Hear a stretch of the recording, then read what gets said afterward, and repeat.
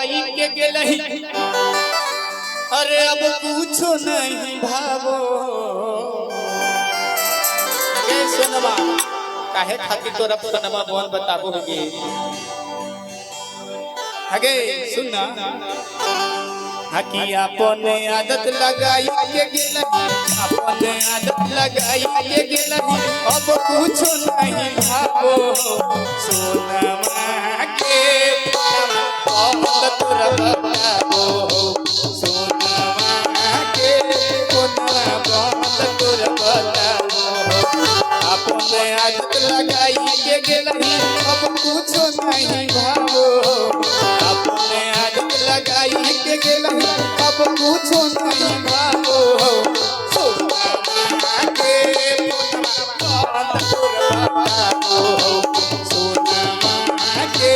कोना बहुत तोरा बताबो आप जिस नंबर को संपर्क करना चाहते हैं वो दूसरे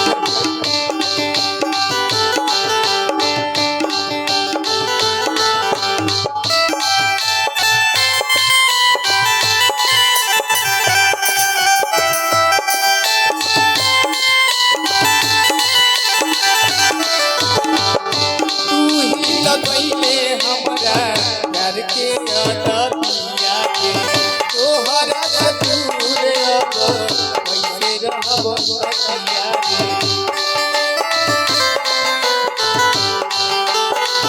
गे तू ही लगैले हमरो प्यार के अदतिया के तोहरा से दूर कैसे रहब संगतिया होले दिलवा तोरे बोलावो लेकिन करो होले दिलवा तोरे बोलावो के पुनवा बहुत तोरे बतावो सोनमा के पुनवा बहुत तोरे बतावो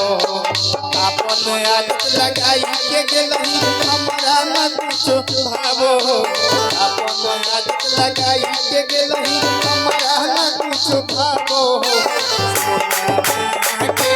पुनवा बहुत तोरे बतावो सोनमा के पुनवा बहुत तोरे बतावो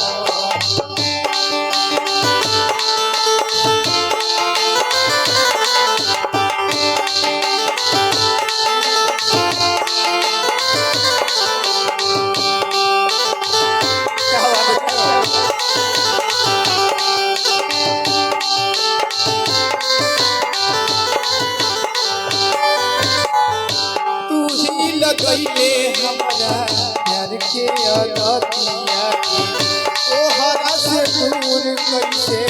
रहब संगतिया रे तू ही लगैले हमरा प्यार के अदतिया के तोहरा से दूर कैसे रहब संगतिया बनवाना भी करो होले दिलवा तोरे बोलावो बनवा लेकिन करो होना दिलवा तोरे बोलावो सोनमा के कोना बहुत तोरे बतावो सोनमा के कोना बहुत तोरे बतावो